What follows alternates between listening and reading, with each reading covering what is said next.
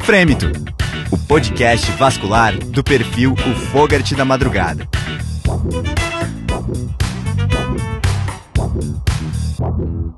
Esse é o Frêmito, podcast vascular, direto do 44º Congresso Brasileiro de Angiologia e Cirurgia Vascular. E nós estamos recebendo a doutora Lívia Lira, da Regional de Minas Gerais, que vai falar com a gente sobre cirurgia ambulatorial. É o tema da palestra dela. Lívia, seja muito bem-vinda, segunda vez no Frêmito Muito podcast. obrigada, meninos. Sempre um prazer estar com vocês. Sempre leve, divertido e muito rico. A gente agradece a tua presença novamente, né? Colecionando canecas agora. É isso aí. E na próxima tem que trazer um presente. A gente fez uma agora. Outro? Terceira pede a música.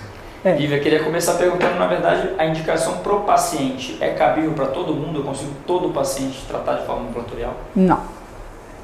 Não, mas a grande maioria hoje eu consigo, dentro de uma jornada de curva de aprendizado e de expertise, mais de 95% dos meus pacientes eu trato ambulatorialmente.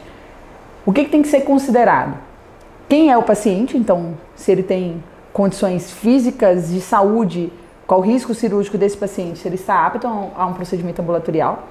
Além disso, qualquer condição emocional e psicológica desse paciente para fazer um procedimento ambulatorial, um paciente muito ansioso, ele não vai estar apto. E terceiro, qual é o quadro clínico do paciente.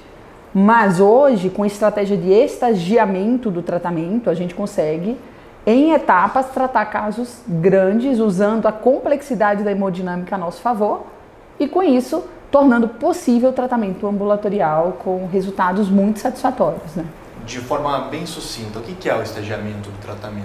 Vamos lá, se você tem um refluxo troncular de safena, com varicosidades associadas à safena, você fazer o tratamento do refluxo troncular e aguardar a regressão daquelas varicosidades. O que a literatura nos fala?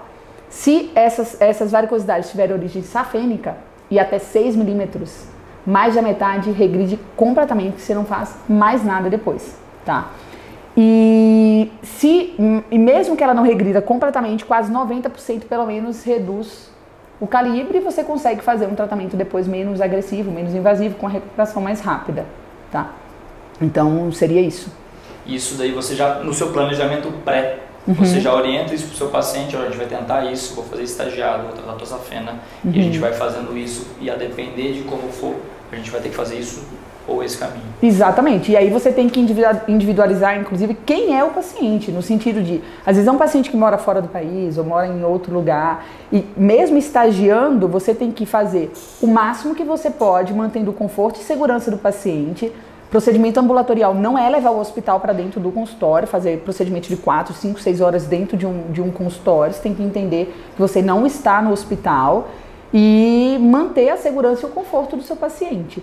E uma coisa muito importante, que como existe essa tendência do paciente querer um tratamento rápido, fora do hospital, com recuperação rápida, todo mundo quer poder oferecer. E eu vejo que tem pessoas oferecendo, por exemplo, espuma, para uma safena muito calibrosa em um paciente jovem, quando a indicação seria uma safenectomia.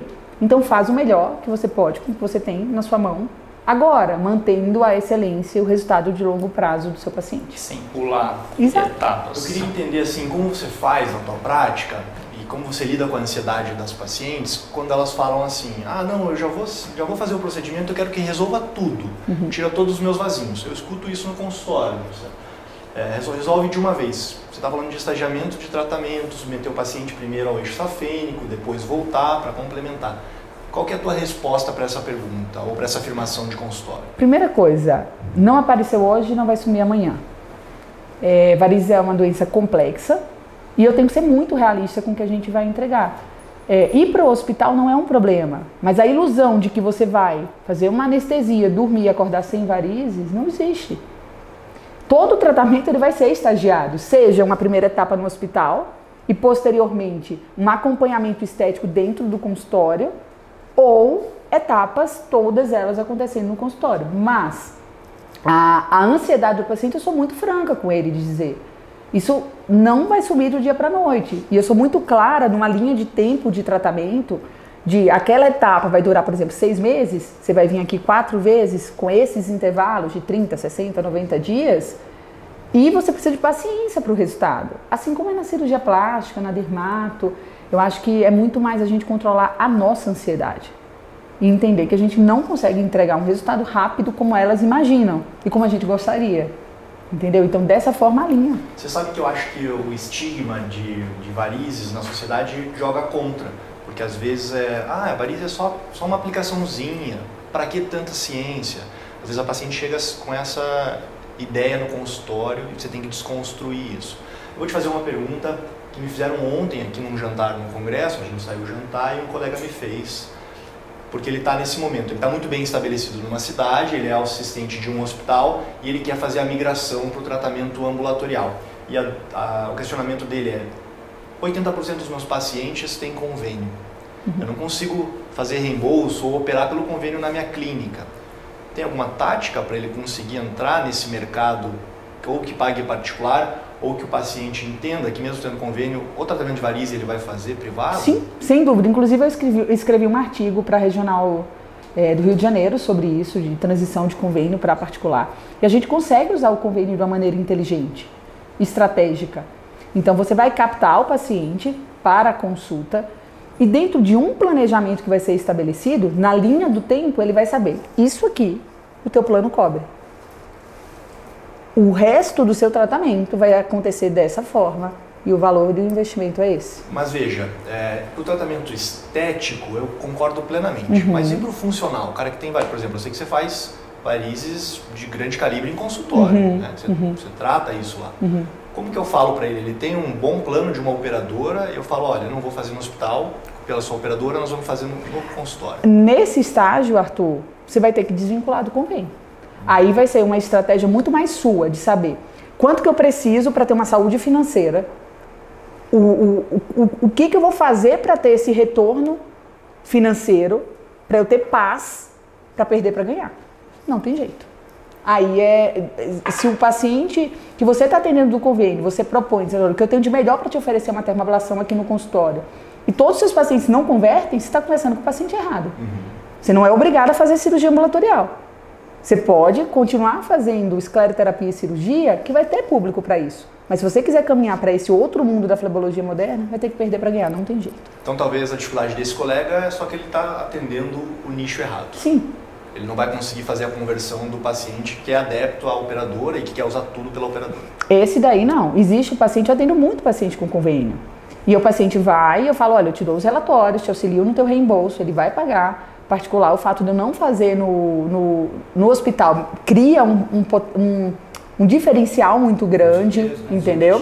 Muito mais do que o tratamento estético, porque se você não tem laser e você tem mão na microespuma, a longo prazo, atravessando às vezes um pouco mais de hipercromia, um risco maior de MET, a gente chega no mesmo lugar, dentro de um consultório. Você tem um resfriador, você tem o óxido nitroso, você entrega conforto, muito parecido.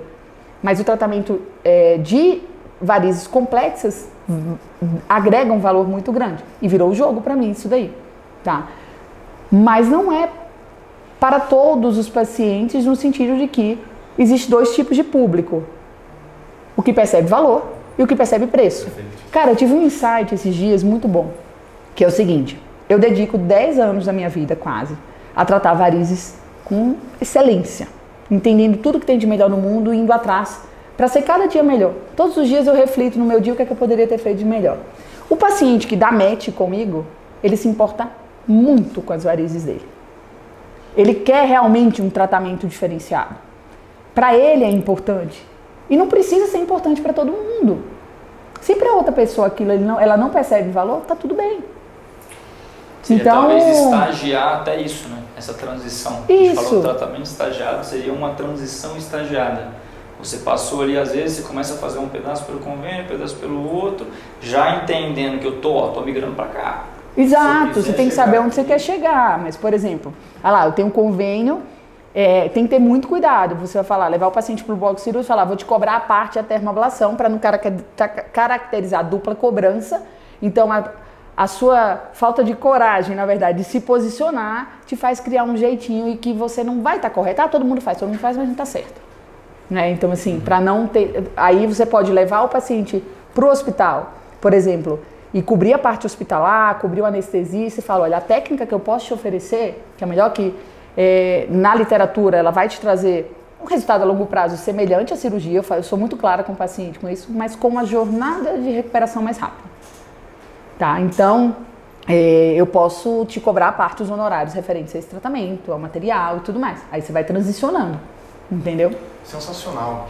Lívia, a gente sabe que, além de excelente cirurgiã, você virou empreendedora e para fazer a gestão da tua clínica não é nada fácil, né? A gente recebeu alguns colegas aqui que estavam querendo fazer essa migração, sair da espuma ou talvez entrar numa técnica não térmica, não tumescente, que é mais simples, ou usar uma terapêutica de ablação.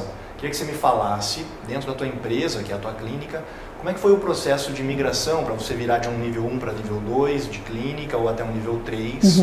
Se dá para fazer isso sozinho, e o cirurgião às vezes enfrenta isso sozinho, ou se você contratou alguém para te dar esse auxílio, porque é burocracia, são inúmeras agências fiscalizadoras. Sim. Como é que você fez lá? Foi muito aos poucos, porque eu tinha um consultório menor, então eu vivi o processo de conseguir o alvará de um consultório pequeno. Então, eu mergulhei nesses processos, não tinha tanta clareza, não tinham tantos vasculares fazendo procedimento ambulatorial. Depois, você fazia sozinho? Nessa época eu fiz todo esse processo sozinho com a contabilidade. Tinha uma empresa de contabilidade que me auxiliou em alguns documentos. Na segunda, eu já contei com a expertise de um enfermeiro especializado, que facilitou muito. Que nível de clínica aqui? A minha clínica é liberada para procedimento cirúrgico ambulatorial. No entanto, essa classificação de nível 1, nível 2, consultório 3A, 3B, existe, tá, na lei, só que na vigilância, cada um chama de um jeito. Então você fica muito à mercê da interpretação. Bem, voltando para o que está lá escrito, eu tenho um consultório 3B, tá? Porque quando você pensa em unidade cirúrgica, tipo 2, ele já te exige muito mais coisa. O cirurgião habitualmente é muito ruim de burocracia. Sim, né? Mas eu tenho uma dica preciosa. Isso que eu ia te perguntar. Uma dica preciosa, que é o seguinte: quando você for fazer o memorial descritivo, não escreve... o que acontece? A gente fica à mercê, entre aspas, da ignorância do outro em relação ao que a gente faz. Porque a flebologia mudou muito, não é aquela cirurgia, eles imaginam cirurgia de variz, sangue no teto, pingando dentro do consultório. Exato. E não é isso. Então, a flebologia moderna não é muito bem entendida ainda, nem pelo CFM, nem pelos órgãos das vigilâncias. E principalmente, às vezes, em cidades menores, as pessoas não tiveram acesso, os pacientes não conhecem. Muitos vasculares desconhecem a flebologia moderna a fundo, imagina a vigilância. Resumindo, no memorial descritivo não escreve cirurgia, escreve os procedimentos que você faz. Faço ablação de safena, ablação de varizes, ressecção. Você não está omitindo nenhuma informação. Mas quando você escreve cirurgia, você precisa de um bloco cirúrgico. Entendi. E vai te exigir um espaço aí de uns 300 metros quadrados cheio de burocracias. Então isso ajuda também. Então, vou te pedir uma última dica final agora para a gente encerrar. Quem não pôde comparecer ao congresso, perdeu as palestras, o que você pode dar de dica assim, para começar essa parte na carreira? De cirurgia ambulatorial especificamente, vamos lá. Comece aos poucos, preserve o seu paciente, respeite sua curva de aprendizado. Você, ao respeitar a curva, comece a fazer procedimentos ambulatoriais 100% com anestesia local dentro do hospital. Então você faz com bloqueio, tira o bloqueio, faz sedação com local, faz local, entendeu a logística, você vai criar processos. É o que eu falo, você vai fazer uma termoablação na sua clínica, você tem que ter 3 fibras e 4 introdutores, caiu no chão, você não tem a quem pedir outra. Então, tem todo um processo. Então, eu ouvi isso do Alexandre Amato, porque quando eu fui montar, ele me apoiou pra caramba, eu atendia na clínica dele, lá em São Paulo, que ele tem um hospital dia maravilhoso, e ele falou assim, vai aos poucos. Não morre na praia, mas vai aos poucos. Então, comece pequeno, vai construindo as coisas com segurança, respeitando a sua curva de aprendizado, mas repito o que eu disse no nosso podcast Master, que você nunca vai se sentir totalmente pronto. Você sempre vai ter um receio, sempre vai ter medo e a segurança vai vindo. Acho que é isso. Obrigado, viu, Lívia? A gente adora ter você aqui, venha sempre. Obrigado por compartilhar. Obrigada pelo convite. É sempre uma delícia, é sempre muito leve. Vocês conduzem de uma forma incrível e extrai da gente o melhor. A gente já sabe, um prazer. Muito bom. Não deixe de continuar compartilhando e assistindo os vídeos aqui do Frêmito, podcast vascular, direto do Congresso Brasileiro. A gente se vê no próximo. Frêmito, o podcast vascular do perfil O Fogart da Madrugada.